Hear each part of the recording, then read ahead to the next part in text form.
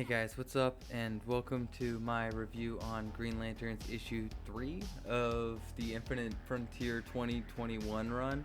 And you're probably wondering why this is coming out so late, because like the next chapter, issue 4, comes out in not too much longer, just in a few days. And so the reason why you're seeing me cover this so late is honestly like not shit happened this chapter.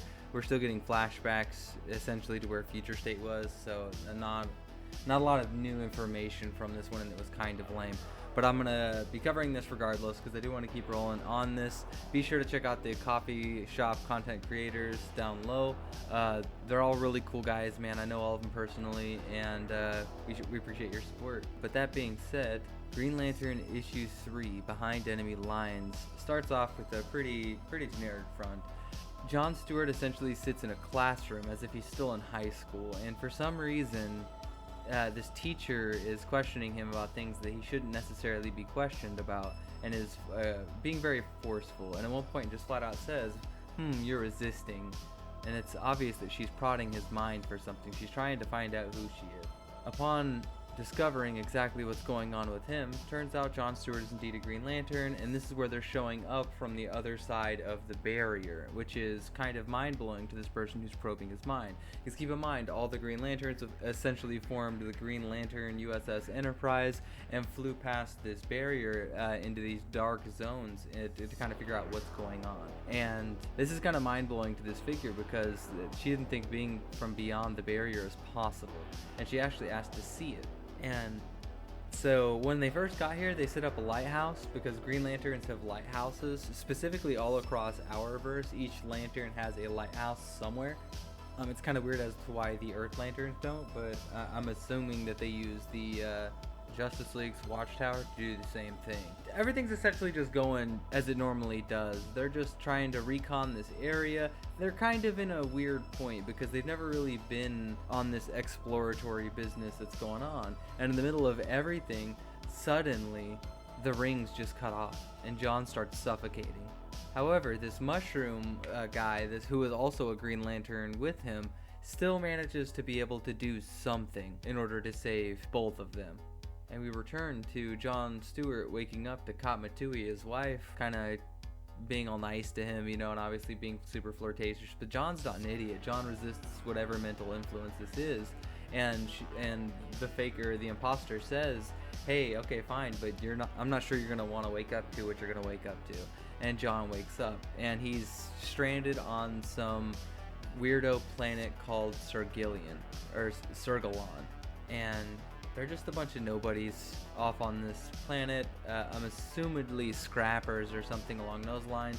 And John spends up to almost 200 days just kind of hanging out, but unfortunately trouble arrived. John tries to go out and do his normal Green Lantern things, but the problem is he doesn't have his Green Lantern ring anymore. And these guys definitely look like the worshippers of the God in Red from Future State, which is something to consider here.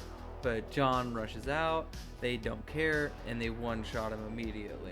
And these stories are kind of split into two separate parts.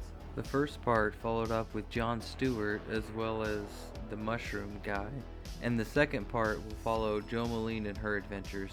So immediately, I'm assuming after the events that happened where the central power battery got detonated, we follow up with Jo Malene, and Jo Malene is speaking on some kind of recording, and from what she's saying, things obviously sound pretty bad. The universe sounds like it's in a pretty rough state, and she keeps referring to all of the lanterns, and where it's very heavily implied that she's the one trying to leave some sort of message to hopefully communicate with any of the Green Lanterns. However, she asks to stop the recording because she's not sure exactly what to say. I mean, it's kind of hard to say anything other than, as far as she knows, she's the only Green Lantern left in a universe full of chaos that's falling apart, and the entire verse is asking her what they're gonna do, and she's just honestly not sure. But that being said, she wants to get together a group of people to do these things. She's not a fucking counselor, she's a Green Lantern, and she is going to deal with shit.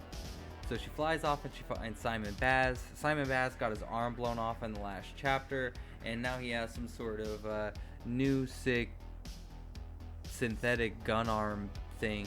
And it kind of makes sense for his character because he never really trusted his ring back in the day, and he did have some character development where he got over that, but something like this I could understand changing his character again.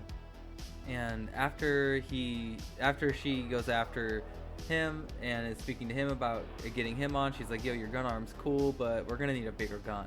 And she rolls over and she finds Kelly Quintella, the young teen lantern who wields a gauntlet similar to Chrono's power gauntlet.